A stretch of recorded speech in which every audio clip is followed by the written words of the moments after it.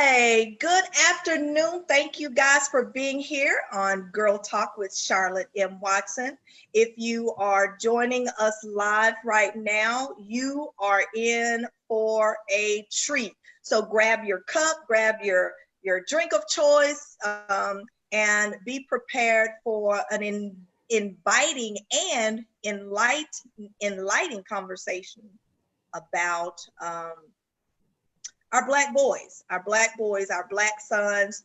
I have several mothers who have joined the line with me who are my special guests.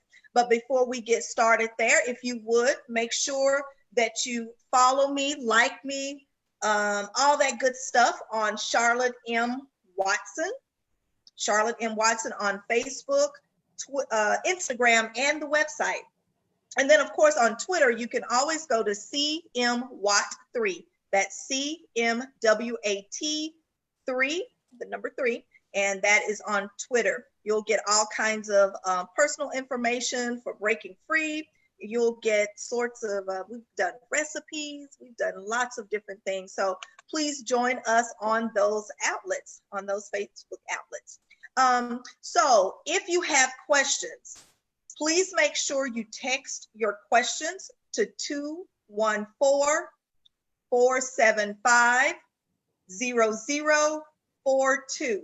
Again, that number is 214-475-0042. That will be the ideal place for me to be able to get your questions and for us to be able to answer those. It makes it a little easier going back from, in between the Zoom and the Facebook and things like that. So you all know my technology challenges, so I don't need to go into that with you. But it will certainly make it easier for me if you can just text me those questions. Well, let's get started. It is 7:04. I have two wonderful, beautiful women on the line with us today who will be joining us. I have one other person who will be joining us. She's running a little behind schedule, but that's okay. We still want to make sure that her input is here. So we have with us today Elaine Darrow, and we have Hope Hughes. So Elaine, we'll start with you. If you'll just kind of tell us who you are and give us a little bit of your background information so we know who is pouring their heart out to us today. Hi, my name is Elaine, and my husband, Darian, is Charlotte's cousin. We have two beautiful children, a son, Jordan, who is 5.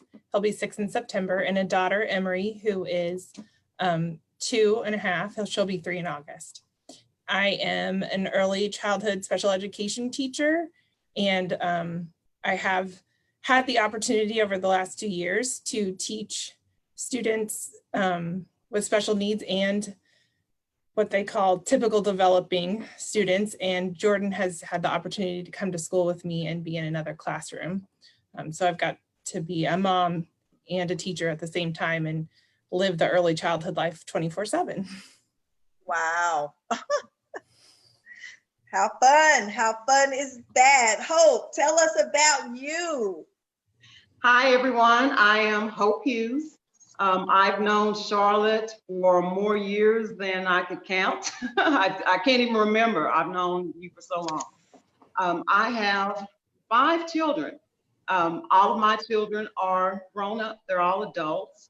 My oldest is Nathan. Then there's Brandon. Then I have Jeffrey or Jay. Then Antario. And I have one daughter, Kiera. I'm so blessed to have, raised such respectful young men, and I'm sure I'll be able to share more with you on that as we progress through the conversation. And then just a little bit about what I do. I am a licensed attorney. I have always practiced transactional law and most recently commercial real estate law. 2 days ago, I completed a Master of Science in Psychology with a life coaching emphasis. And I'm not really sure what I'm going to do with that, but I am considering something with diversity initiatives. So something I'm really interested in and that's really timely now is just helping our people of color to advance and, just to improve. Right. Wonderful. Well, congratulations to you. Thank you.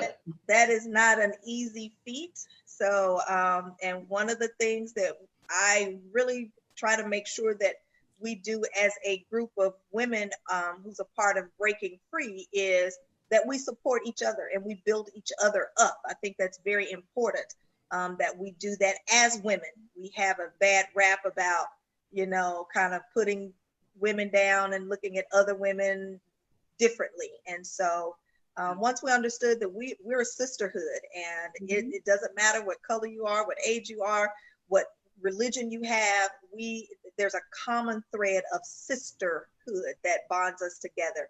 So kudos to both of you ladies for your positions and the role that you play, not only in the fields that you are in, but you have a bigger responsibility because you are molding young boys for this society. You have your own children that you're having to teach them how to maneuver through this, oh man, this stuff that's going on. Talk to me about how you're feeling and what's going on with what's going on. You want me to start? Yeah, either one, jump in. I mean, I'm looking to learn from you ladies because this is all very new to me. I mean, my children are very young to begin with, and I grew up like a lot of white Americans, not really having to learn a lot about Black history, except for what was taught at school. And it was a very whitewashed version of the reality. So I kind of had to play catch up as an adult. So right now, I feel like our home has been grieving. Just true grief about what's been happening. Right. Context matters as far as our daily lives being completely interrupted because of COVID and staying home and all of that stuff that made people upset. Anyway, and then to hear, you know, after walking in our neighborhood to get exercise, that Ahmaud was murdered running in a neighborhood, and then to hear that Breonna was murdered sleeping in her house, and then on top of it, to see the murder of George Floyd is just, it was like too much. Man, it's a lot. I mean, it's a lot to, I mean, I had to take a break last week from just Facebook. I'm like, it's just, it doesn't stop. And so it is just so overwhelming that if you continue to just look at that, it can cause a series of grief and depression if you don't have some type of filter in place that you can deal with that. How about you, Hope? Tell me what's going on and how you're doing. Well, I've had a lot of emotions, you know. I've been very angry at times. Other times, you know, I've cried. It's just overwhelming. And as you said, when you watch Facebook and you look at the news feeds and you see all of the different posts and a lot of negativity and things, you know, it can start to affect you. So I actually made that decision yesterday to kind of dial that back. But yeah, it's just, you know, I knew that racism existed, obviously. You know, I've experienced it myself, obviously, but not to the extent of what I've seen on video. You know, we both grew up in Ennis, and I don't recall anybody that I know, you know, being killed by police officers in Ennis because they were Black. I don't know anything about that, if it ever did happen. So right. In certain respects, it's kind of like, I'm almost like the people who, I was aware of it, but I never personally experienced it.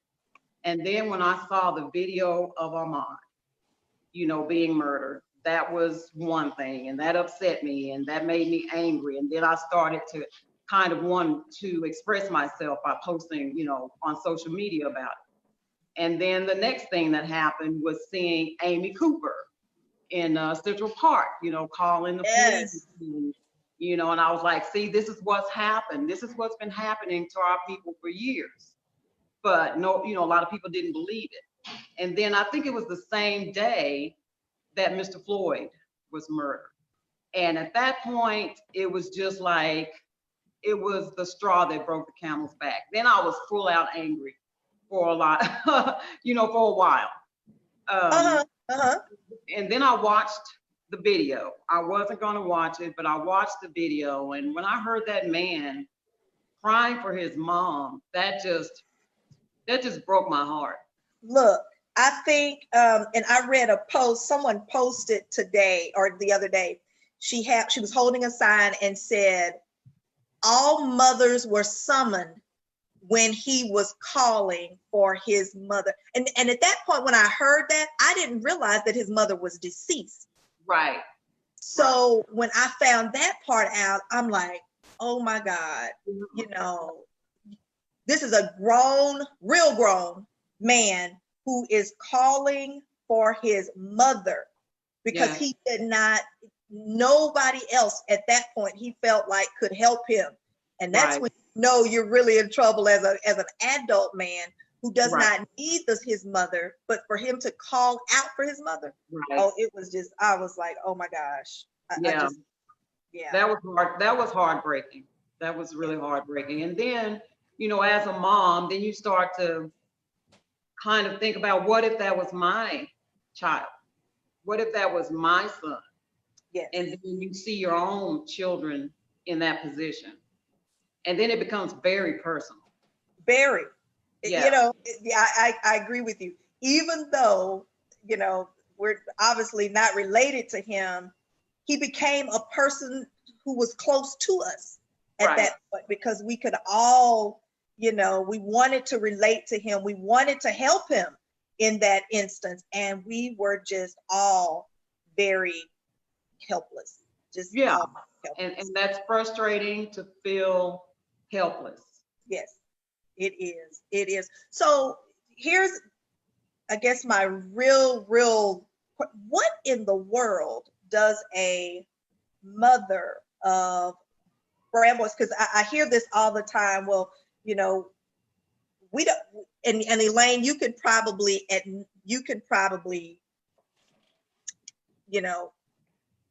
you've heard, may not have heard this. What we don't see two sets of rules. We don't see, we don't see it. We don't see that African Americans, Black Americans, boys, males, we don't see that we have to tell our children different things. What exactly are you telling? Well, and more so, I guess, to Hope, because you have adult boys. What did you tell them? What did that conversation look like in terms of those two sets of rules that you had to tell your children and talk to them about? Well, Charlotte, it's strange, but like I was telling you, I was aware of racism. Had I ever been called the N-word or heard it spoken around me when I was growing up? Yes. So, but at the same time, I was always the type of person who was friends with everybody. I didn't segregate myself to just, being friends with Black people or just white people. So I guess what you could say is that I tried to live sort of a colorblind existence, but, and then I passed that on to my children. And so I know that they had encounters with racism, but just the way I raised them was to not look at people's color, treat everybody the same. And so it was a big wake up call for like my oldest son. I homeschooled them for years when we were living in Georgia, and then we moved back to Texas. We moved to Ennis, and they enrolled them in school there. Well, my son, he was like me, he's friends with everybody. He listens to rock music, he's a black kid, but he's not going to be limited because he's a black kid to just listen to R&B or rap. So, a girl called him out on that. Like, you think you're white, what are you doing? And so, I mean, that's kind of weird because it wasn't a white person, but still, I feel like I didn't prepare them for what was out there, whether it was from their own race, people who didn't really understand them, and them wanting to just relate to everybody, or when they went to a party and somebody called them the N-word, or somebody made a comment, which he's told me about, that, all, black women look like men, and he was like, hey, I've got a mother, I've got a grandmother, I've got sisters. Well, they probably look like men too, Wow. Yeah, that type of thing. So I did not prepare them for that. Wow. And, if I had it to do over again, I would absolutely say, hey, you treat everybody the same, but understand this. Some people will not treat you as an equal. Some people will treat you less than based on the color of your skin. Right. And that's something that I will pour into my grandchildren. Right now I have a granddaughter and I have another granddaughter on the way at the end of August, but female, male, I'll make sure they know that as much as you want to, as much as we may teach you, you've got to be prepared for the fact that there are some people who, when they know, that you're black, or you are part black, because my grandkids are biracial, but you're part black, that they will look at you in a different way. Yes. And you could be, discriminated against. Yes. Yes. Your very life could be put in danger. I mean, that's where we are now. Yes. Your very life could be just for being black. I mean, we're seeing this over and over again. There's no rationale to it. Before you chime in, Elaine, I want to remind you, those of you who are watching, please make sure if you have questions, if you would text your questions to 214-475-0042.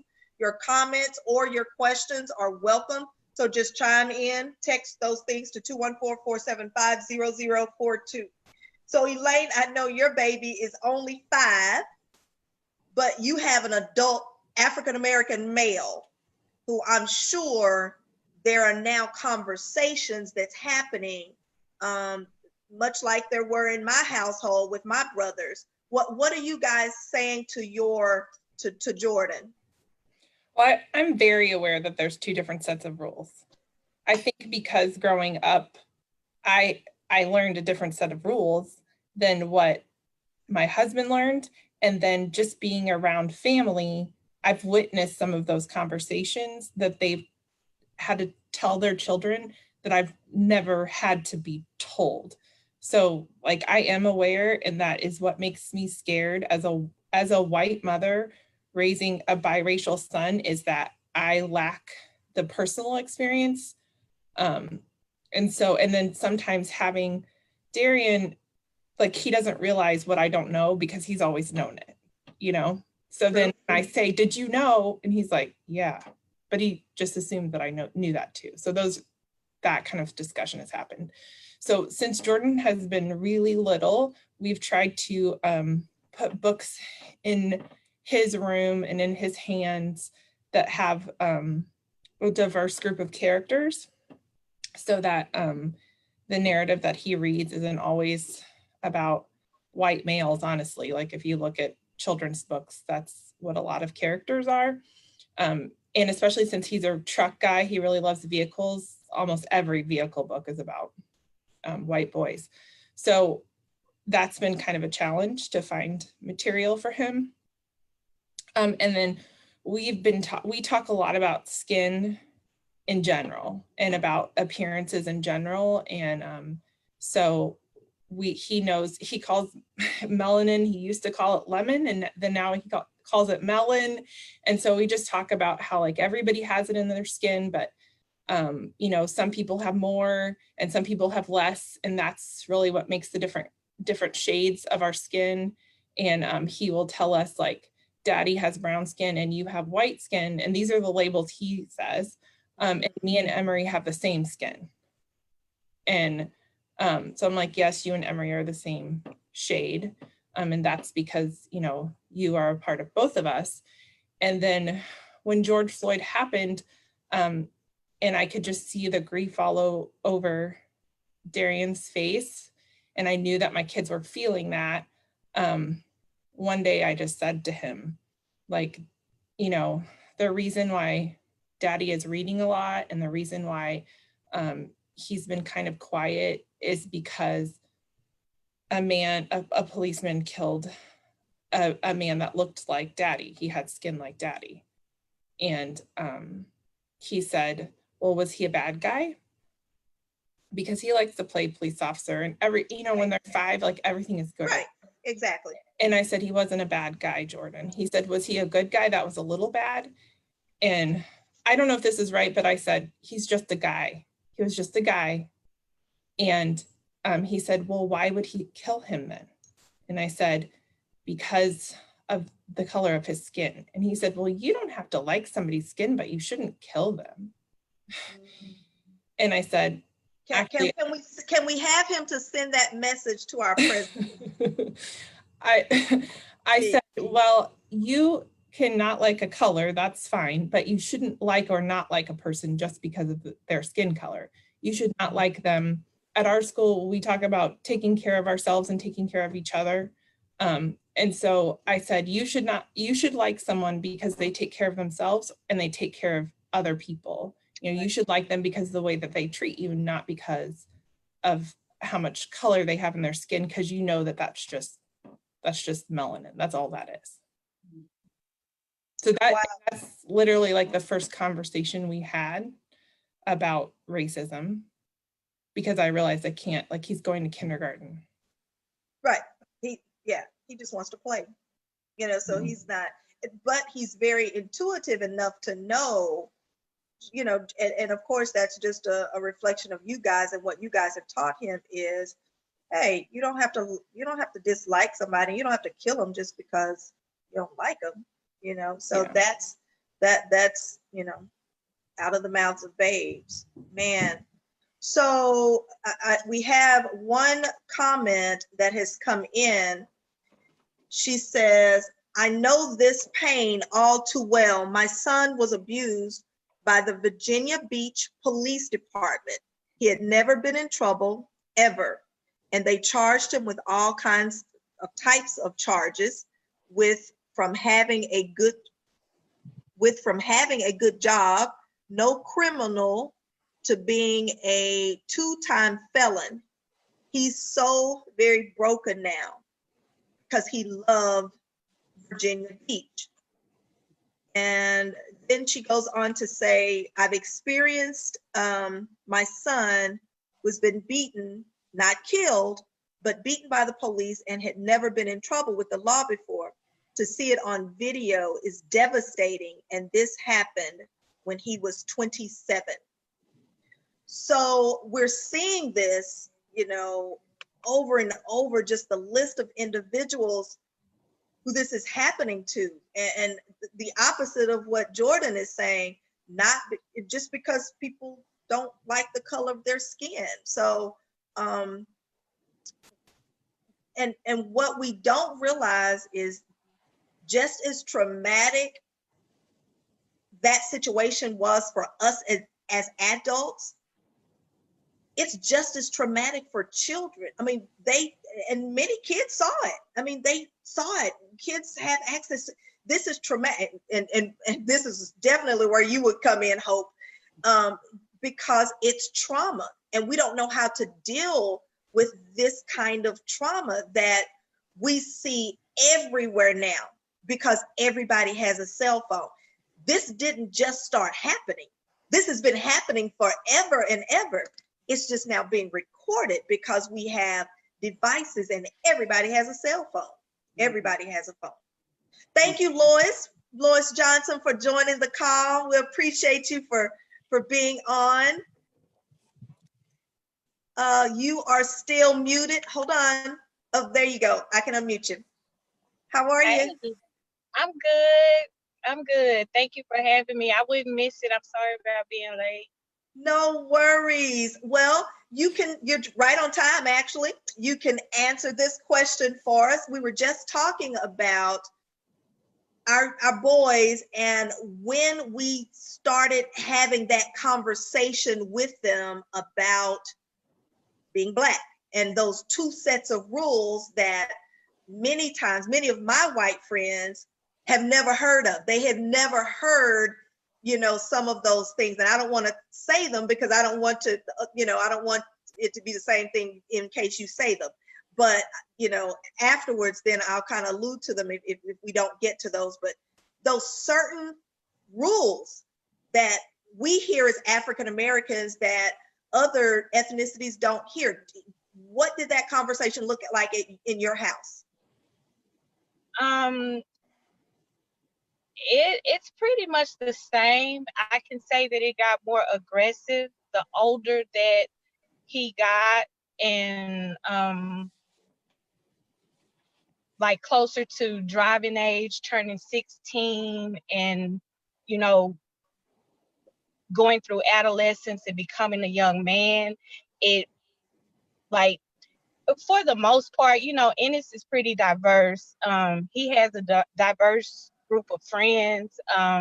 We have biracial family members, so it's kind of like you grow up not he kind of grew up kind of not seeing color because he's had friends of all ethnicities his whole life.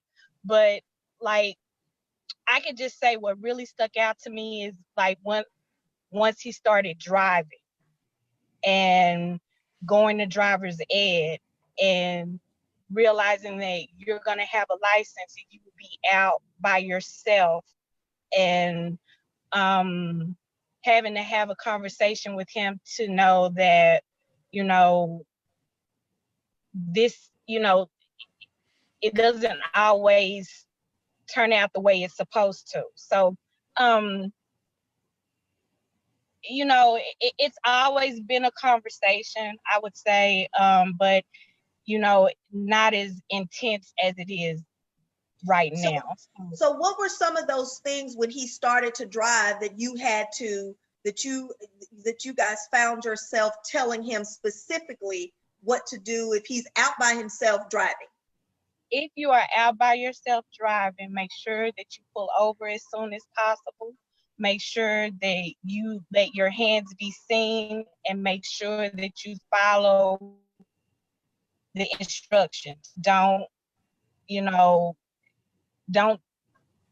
unless it's something just unusual, don't question why, you're being asked certain things. Just be compliant at all costs. He actually got pulled over one time when he first started driving, coming home from work one night. He worked at Jack in the Box, and he got pulled over at it was like 1 o'clock, and we had already had the conversation with him. And so by the time the police officer had got to the car, he had already called me and said, I got pulled over. I'm just letting you know. And I'm like, okay, just put the phone down and do what they tell you to do. And it turned out that he was speeding. They didn't give him a ticket. They gave him a warning. They saw that he was coming home from work, but I could just tell when he was answering the questions from the officer, there was a fear. And, of course, my heart was racing 1,000 beats a minute. But right. Yeah. And that's pretty much the way it was in our house. I have 3 brothers and enormous amount of cousins and uncles.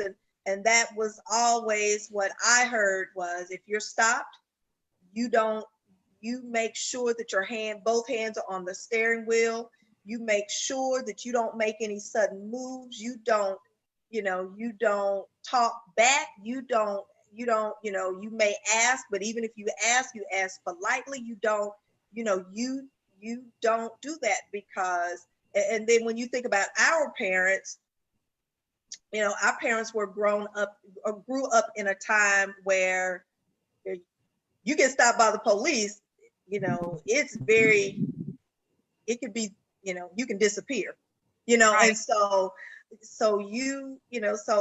my parents were very adamant about, Philip and Frederick and Patrick, when things happen, you make sure that you don't put yourself in a situation to make it worse. A couple of years ago, I got stopped on the way to Ennis, and it was at nighttime, and I did not feel comfortable. He was in an unmarked car, and so that was one of my questions that I'd asked one of my cousins who's a police officer. So what if I'm getting stopped by a police officer and I don't feel comfortable? I don't see that it's a police officer. They're in an unmarked car, whatever. What do I need to do? And he's like, okay, well, you need to call 911 and let them know you stay on the phone with them and that kind of thing. So it didn't get to that point, but he was very rude. And so I asked the question, why am I being pulled over? Because I wasn't speeding, I was on cruise control, and he couldn't tell me. And I proceeded to ask again, why are you stopped? Why am I being stopped? And he, told me that if I said anything else, he was going to take me to jail. So of course, at that point, I do not look good in orange, black and white, none of that. And so I immediately took the ticket, but and the judge threw it out eventually because he couldn't prove that I was speeding. But it's just that kind of stuff that even when you do the right thing, it doesn't always turn out right for us. Right. So, as an attorney, Hope, how do we help our children, our Black boys particularly, in situations like that when they're being called to the carpet for just being Black? Yeah, I don't know that, there's anything that can be done. I mean, I think we're doing all that we can do. There have to be changes. And those are the conversations that are going on now. I don't know if it's better police training. I don't know. I read about prisons being for profit, obliterating that, getting rid of that. There are just systemic changes that need to be made, because all of us on an individual level, what else can we do? Right. And part of that is getting out, vote on the local level, vote for people who are going to be supportive of us and our issue. Right. I mean, how much more can we do? And that's, you hit on a very good point about voting. We are so good at voting at the national level. Right. And we feel like voting at the local level doesn't matter, especially when you're in a small town and you've got the good old boy system working, and you feel like it doesn't, it just doesn't benefit to vote. But, one of the things that I'm going to talk about tomorrow at the march is that's where your district attorneys come from, at the local level. And we are so good about saying, I don't want to register to vote because I don't want to get called for jury duty. Well, if we want people to have a fair trial, we have to go represent them. We gotta have representation. We have to. So if we have one of our sons on trial for, I think it was Amy Alexander was telling me one of her family members is serving a almost life sentence for like 2 ounces of weed, 2 ounces of marijuana. If you've got an all white jury, what do you think is going to happen? But we don't take the responsibility to register to vote because we don't want to be called for jury duty, And so we have to take responsibility on some stuff. Yes, you cannot tell the heart of a police officer when you hire them. You just can't. You can't look, and you don't know what kind of heart they have. They take the oath, but just because they say the oath doesn't mean that they're going to, uphold that oath as we see. But what we can do as a people so that we're not individually doing something is we can vote every election, every time, whether it's local, whether it's national, we need to vote. So I appreciate that. Lois is one of those who's activist about voting. She is trying to get voter registration cards now. So, but we gotta make sure that every person in our reach is registered to vote and makes a choice. Who cares, Republican, Democrat? I'm not either. I'm for the best person. It doesn't matter. I need to know that the best person is in there, whether they're Republican or whether they're Democratic, because Right. it just doesn't make sense. So tell me this, because I was talking to one of my friends and she was telling me that she gets weird questions. She has a biracial little girl, beautiful, beautiful little girl, but she always gets those weird questions like, is she yours? Is that your child? Because her skin is different than her mom's. But she gets questions like that. She gets questions like, what do you do? What are you going to do with her hair? Do you put her do you make her tan? And I'm like, who asked that about children? So, Hope and Elaine, with your biracial children, have you ever gotten those type of questions before? Yes. When Jordan was a baby, he was like maybe 8 or 9 months old. A couple stopped me and asked me if he'd been out in the sun a lot this summer. And I thought, will you judge me more because I like tanned my baby, or if I told you that my husband was black? Like, which one is worse? I just said, no, this is his natural coloring.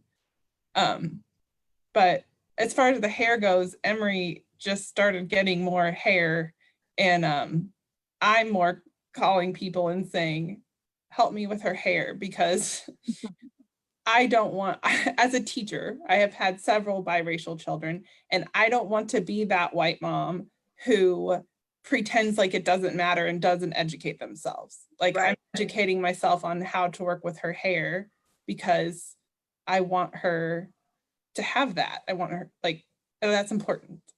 Right. And you just don't want it all matted up on her head like some of these other parents. I mean, right now, every time she eats, she uses her hair as a napkin. So I'm trying, but two is two. Well, how about you, Hope?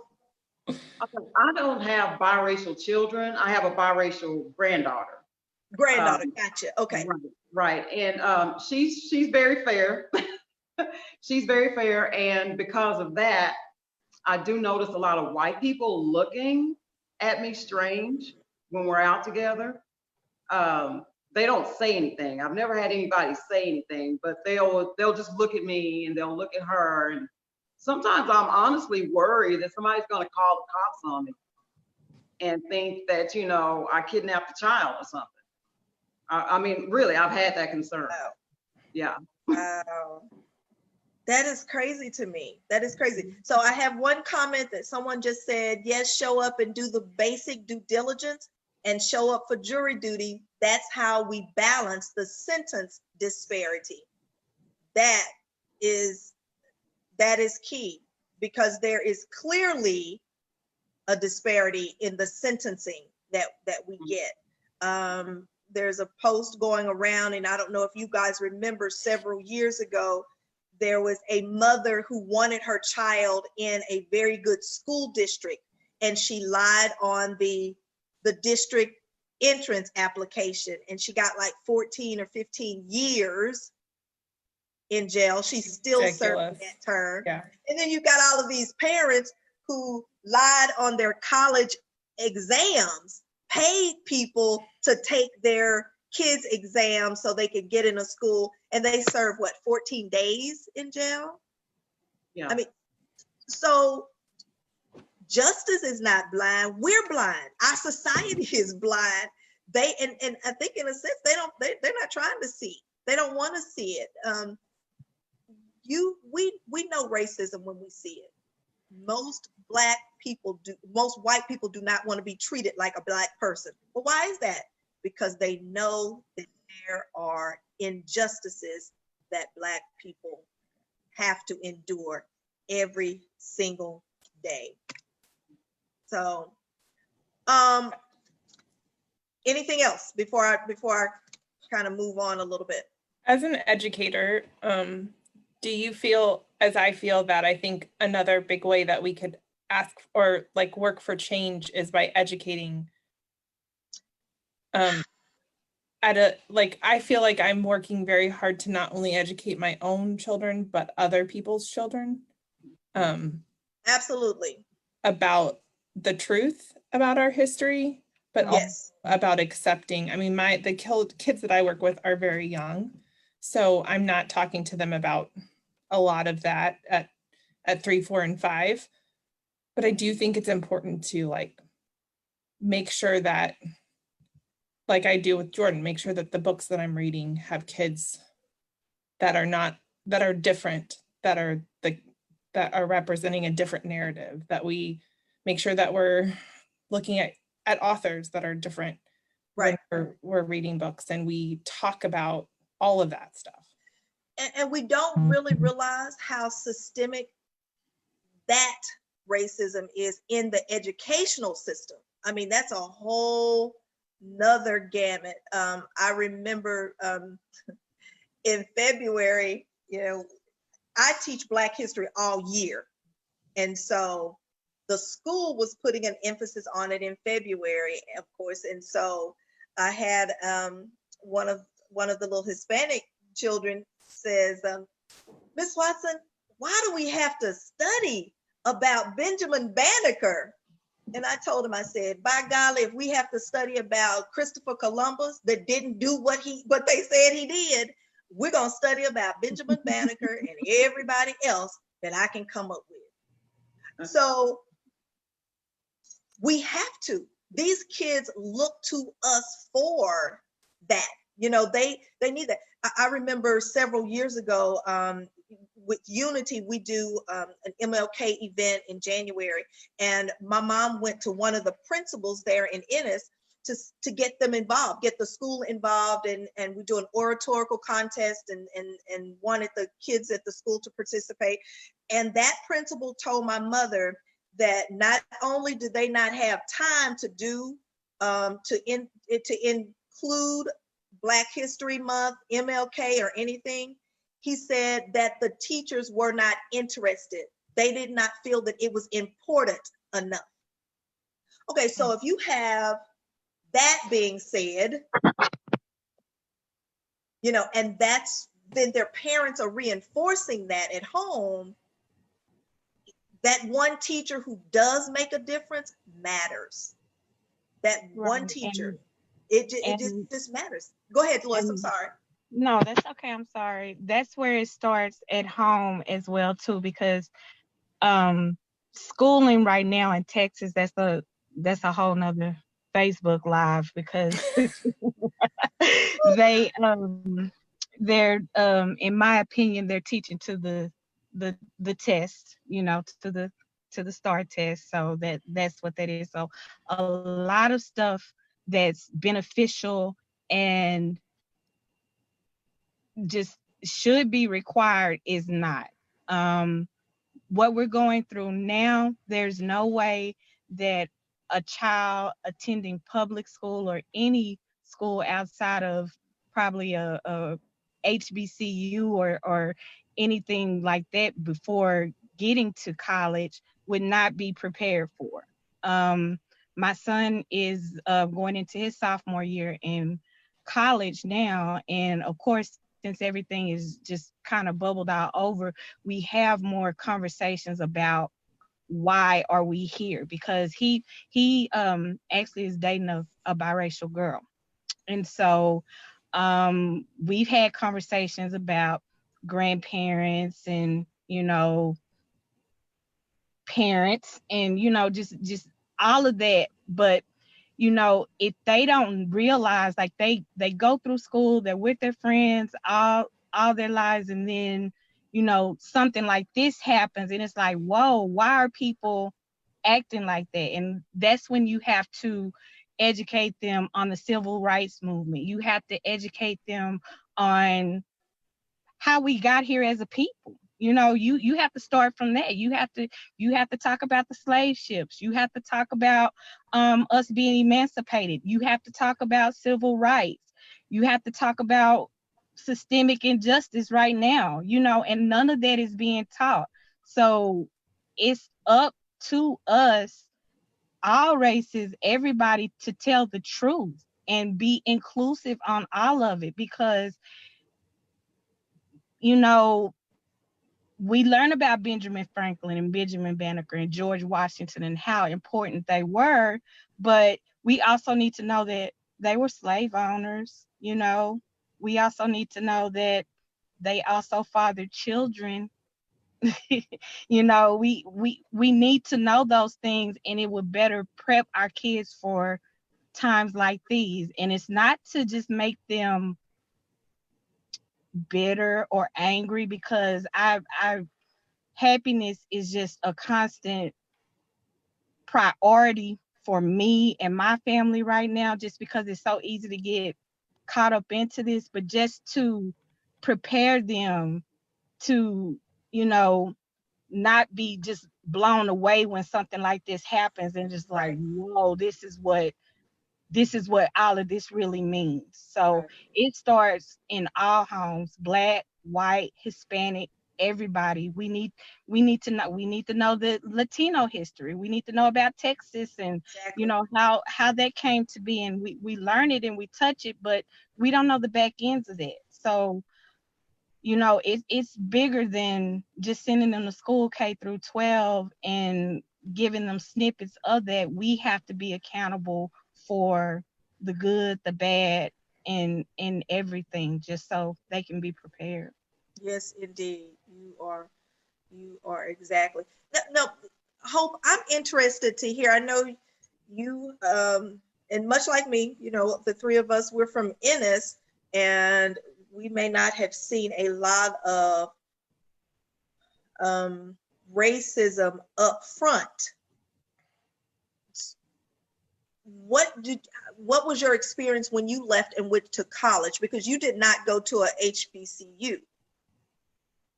No, I didn't. And I probably am not the best person to answer that, because I went to college later in life, which I guess probably doesn't really make a difference. You know, I was an adult, I had kids, but I got along well, just like in high school, with all Right. people. So, Right. So you didn't really experience.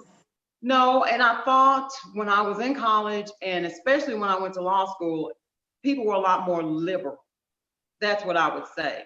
My experience in like Ennis, going to school and stuff, high school, you know, there were people who were my friends. I would call my friends, you know, I'd be in the car with them and they'd say the N-word about somebody they saw. Thought nothing of it, you know? And to me, that was just kind of the way it was. You know, people would drop it every now and then. You know, we had something going on for band, and we were at the community center at the pool, and you know, a group of us, and you know, this pickup white guys drove by and called us N-word. So it was kind of normalized. We knew it was wrong. It made us angry. Yes. When I went to law school, I couldn't imagine people saying that. It was just like a very liberal environment. And, you know, Obama was elected when I was in law school. So everybody was cheering about that. You know, they were really happy about that. But on the other hand, you know, I had friends who said they went to work at certain places and you could hear a pin drop. You know, nobody was talking. Right. You know, people, you know, they're like, what are we going to, you know, those people, the racist people, like, what are we going to do now? We got a Black president. So yeah, my experience, like I said, I've had my experiences with racism, but nothing to the extent I would say as some other people. Well, Ty Hughes says, absolutely, we have to ensure that our children educated. Our children are educated. We have to show up for our kids as we show up for the games. We show up for the meetings. Spend the same money that's spent on football and cheerleading as you do on tutoring. Because if we don't show up, we're excluded in every area except sports. We have to show up to be included. Our voices have to be heard strategically. What are your thoughts on that comment? I think those are some very valid points. I think everything he said was on point. I think we need to get our priorities straight. Yeah, you know, sports, cheerleading, that type of thing, it's great. But we need our kids to be educated.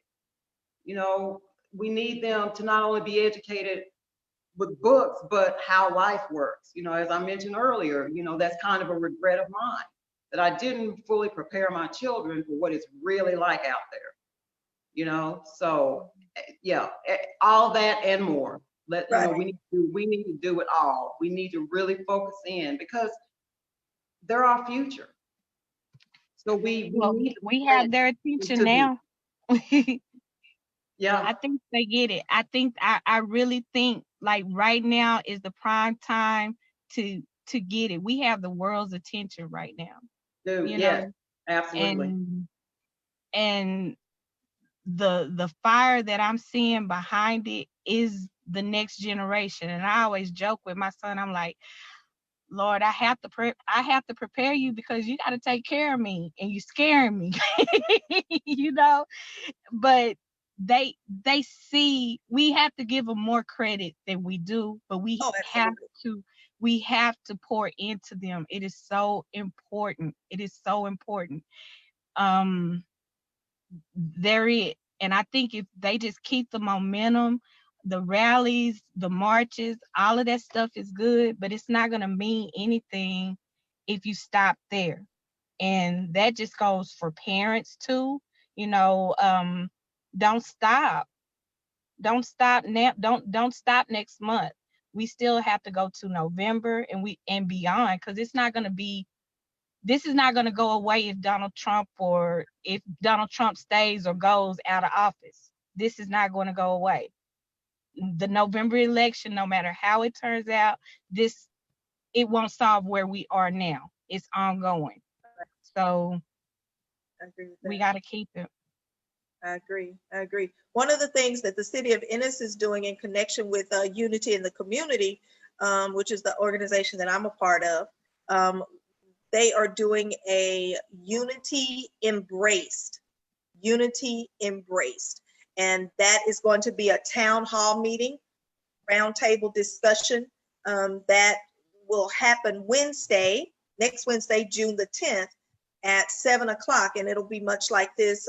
We'll have a panel that's on site live, but then it will also be televised and live on Facebook. And so individuals will be able to, to log in to hear the conversations, because you're exactly right. And I'm grateful that the city of Ennis sees that. We can't just march, and that's great that we march, but then what? What do we do after the march is over? Do we just, all sing Kumbaya and go home? Well, there's still lives being, and let me say this, the Black Lives Matter. I read this on Facebook somewhere this week, and I told my mother today, that is probably the best explanation that I have ever heard that can make it. I mean, I don't know how to make it any clearer than that. It said, all houses on the street matter. The one that's on fire is the one that needs the police department. It doesn't mean that all the houses aren't necessary. Doesn't mean that all the houses aren't of value. Doesn't mean any of that. But the house that's on fire, okay, everybody's life matters. We're all created in the image of God. Everybody's life matters to us. But everybody's not dying in the streets at the hand of police officers. So that's what we have to, that's what we have to look at and focus on. Yes, police lives matter. I have so many police officers in my family, starting from my brother, on down the line to cousins and nephews. And so my nephews. So police lives matter to me. They're praying every day to make it home just like the next person. And we're praying that they make it home just like the next person. So every life matters, but we have to give attention to the life that's not being valued right now. And that is the Black life, the lives of individuals and those who are in our families and who's around us. So I, you know, I would hope that you all would tune in to that on Wednesday. And if you're not busy, on tomorrow, Ennis is doing a march. It's not my march. I don't have anything to do with it. I've had several people to think that I am, that it's mine. It is not, but I am supporting it. And so we're going to walk. I'm trying to find the actual information for you. It's tomorrow at 2:30, excuse me, from 2 to 3 o'clock. It's tomorrow from 2 o'clock to 3 o'clock. It's going to start at the old parking lot on Main Street. It's going to, well, Main and Baylor. It's going to go south to, move south on Main Street to Brown Street in front of the City Hall, and then go back north down to the Minnie McDowell Park. So they'll have a couple of speakers there. We'll have a couple of pastors there. We'll have people there to register people to vote. We'll have individuals there who can, you know, who's being traumatized by all of this. We have someone there even who will, you know, who will work with those individuals. So if you do not have anything to do, if you would love to support a cause that the young lady who has put this together, she has called this Standing for Justice, Walk with Ennis in support of the Black Lives Matter movement. So if you're not doing anything, please come out, join us on tomorrow from 2 to 3, and then log back in with us live on, I will be publishing that Facebook flyer, I guess, and so that you can access that Facebook link on Wednesday from 7 to 8, where we'll have a panel of city leaders, church leaders, business owners, community leaders there in the Ennis area. And then we'll really kind of coming up with a plan of action. So this won't be just a one-time meeting. This will be actually the third meeting that we've had. But now we're involving everybody in the community so that everybody can be heard, so that people can ask questions.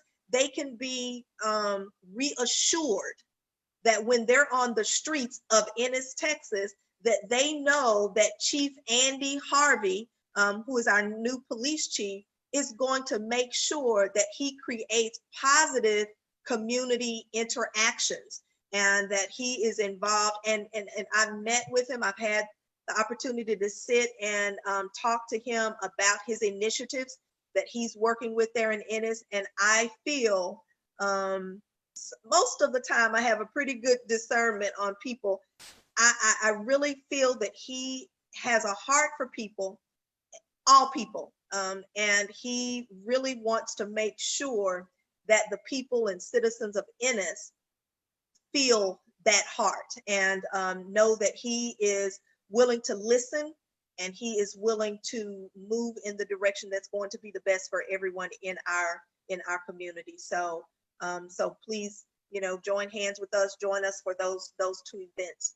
Well, guys, it is right at 8 o'clock, so I'm going to let you guys close with any closing remarks that you'd like to have before we get out of here. Again, before we leave, if you have any last minute questions, please text that to 214-475-0042.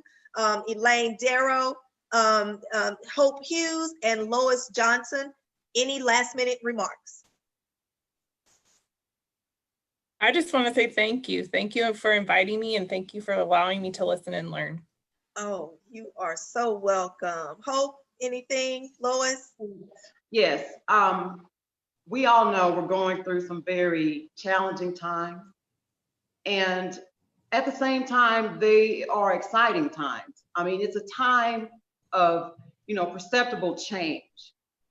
It's not always pretty. We've seen, you know, there's been a lot of ugliness that's going on, but I feel like that out of this, we will see a lot of beauty come out of it. I feel we'll see some progress. So even though we're going through some challenging times, just calm down, take a breath, you need to step away from social media for a while, do that. Meditate, pray, do whatever it is you need to do to take care of yourself. And just realize we're going to be okay. Mhm. Yes.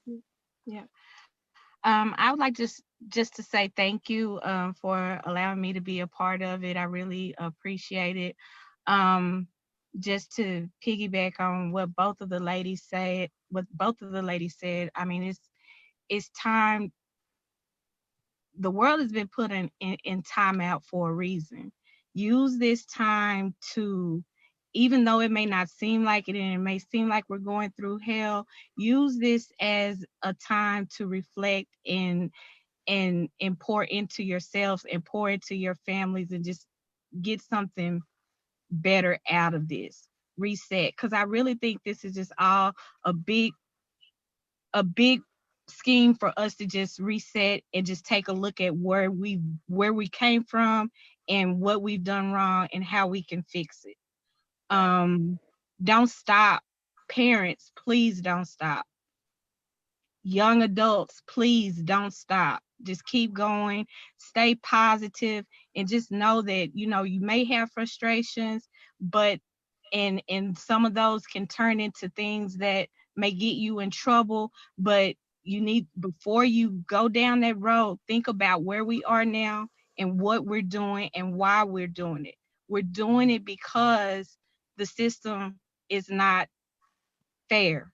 So don't get yourself all worked up in your fire for change to become a part of the unfair system. We're Right. working on it.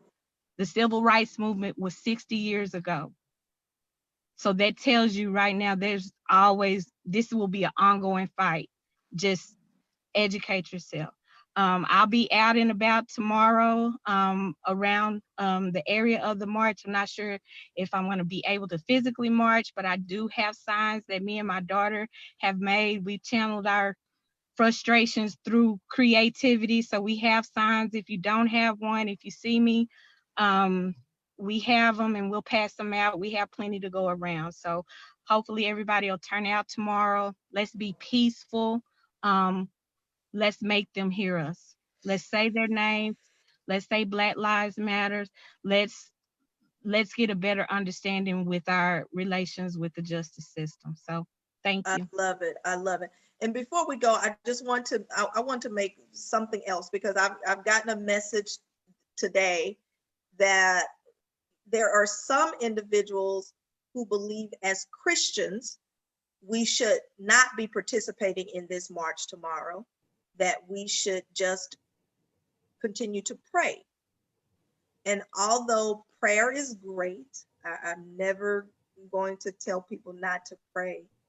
But just like Lois said, 60 years ago, there were protests, the civil rights movement.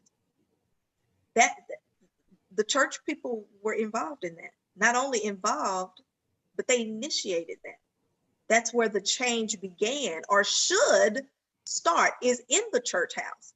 So we need not think that God is going to fix the courthouse or the White House if we in the church house is not willing to do some things and make some changes. So I just hope that everyone will come out and channel their positive energies into protesting peacefully, so that we can all have those positive experiences beyond the march, that we can have the conversations, we can build a relationship. You know, people don't care how much you know until they know how much you care. And so let's do that. Let's love on each other. Let's show each other how much we care about the other fellow brother and sister. So thank you again, Hope and Elaine, for being on the call. I love you, love you, love you to the moon and back, both of you. I don't know when I will see you, Hope, but I will see you in a couple of weeks, Elaine. All right. Yes. So thanks again, ladies, and be blessed, and we'll see you later. Okay, bye. Bye. Bye.